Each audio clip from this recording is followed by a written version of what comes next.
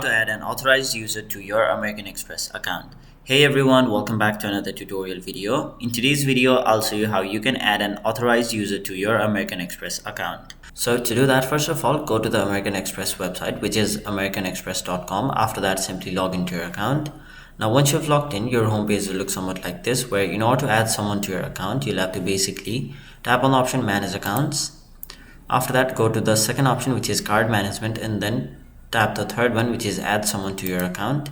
Now you will be taken to this page where you will see details such as the supplementary card annual fee for the American Express Cobalt Card, which is my card right over here.